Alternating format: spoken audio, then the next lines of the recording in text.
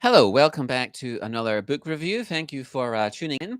So today I'm reviewing "Losing a Sister" by Lee Kyung-ja, translated by Chang, Chung-hwa, and Andrew James Keast. So I will explain what the story is about, how it reads, and who it is intended for.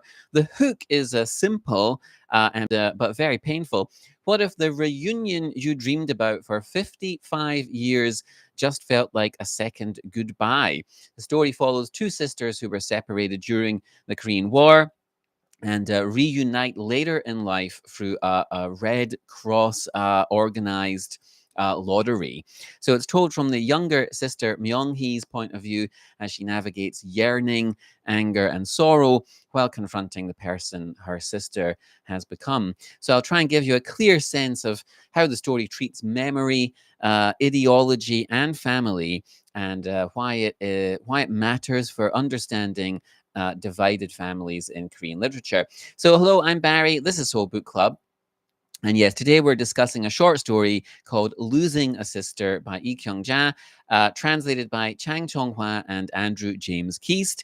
And it was published, in English in 2014 by Asia Publishers as part of their modern Korean literature series. And so Lee Kyung-ja I think this is the first time I'm reviewing anything by Lee Kyung-ja on the channel. But Yi is a celebrated feminist writer born in 1948.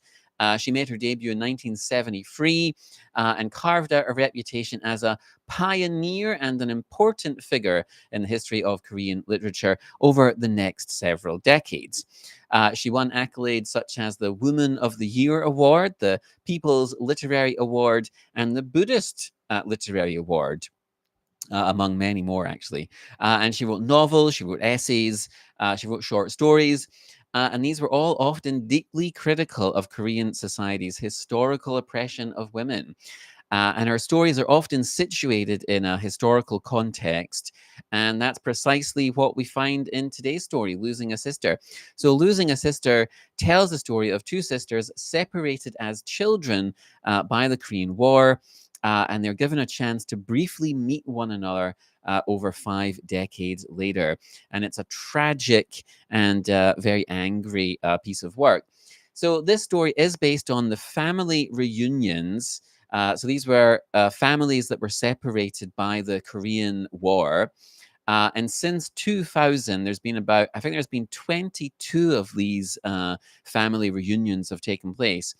And the South Korean government has often urged the North Korean government to cooperate more and to increase the frequency of these meetings. But the North seems to be reluctant to engage in this way.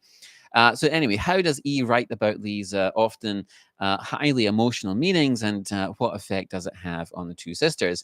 So the two sisters are Myeong-hee and Se-hee. Myeong-hee is now in her late 60s. She's in South Korea, and Se-hee is in her early 70s, and she's in North Korea. They were separated as teenagers during the Korean War, and they haven't seen each other for 55 years. As children, their mother died, and their father remarried. And he remarried a woman who mistreated the two daughters, the two sisters.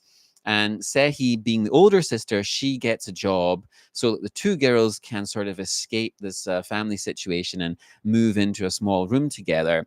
In the lead up to the war, Se-hee embraces North Korean propaganda. And she tells Myeong-hee they've brought an end to discrimination against the poor, against those who are not well educated, and against their women. The land has been distributed among the hands and tenants. Has there ever been such a world, even in dreams?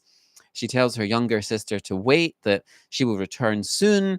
She goes off to a meeting, one of these sort of kind of collaborating with the North meetings, like this group that she belongs to. But of course, she doesn't come back. And when the war ends, the older sister is in the north and the younger sister is in the south. So, how does he describe the impact this has on the two sisters as the years and decades go by without any contact between them, with no possibility of seeing or speaking or or communicating with one another.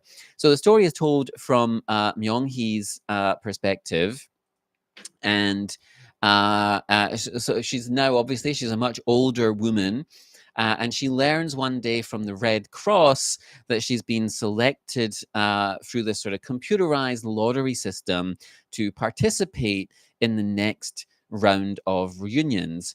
And we see how this sets off a flurry of shifting emotions within her. And this is one of the book's strongest elements.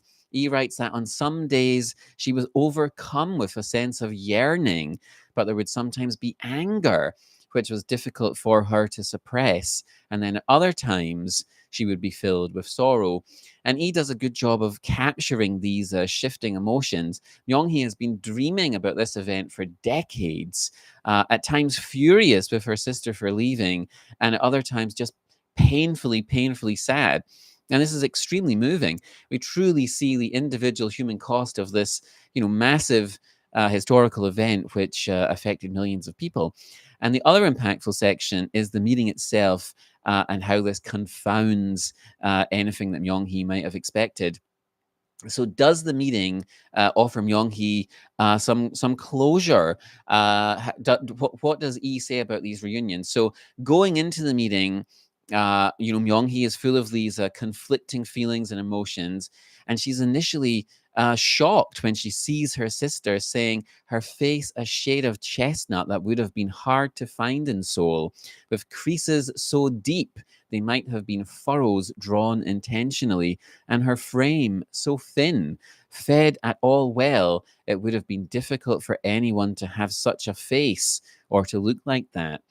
And Myeong-hee seems just crushed by the idea that her older sister has essentially disappeared. She keeps asking, but where is my older sister? And she says she could not look at that face, the face of this old lady whom her older sister must never be. So Myeong-hee has tried to keep the dream of meeting her sister separate from any sort of political reality, but faced with her sister who, offers no apology for abandoning her, perhaps because she's, scared to say anything negative in front of the handlers that are with her. Instead, she only praises North Korea and the great leader. And something breaks inside Myeong-hee. She feels this deep sense of loss, that so much time has passed, that her sister has changed so much that she might as well be dead. So anyway, thank you for watching this review of Losing a Sister. If this helped you decide what to read or teach, please like the video and subscribe. And if you have any questions or comments or recommendations, just leave a comment below. And as always, thanks for watching. Take care, and I'll see you in the next review.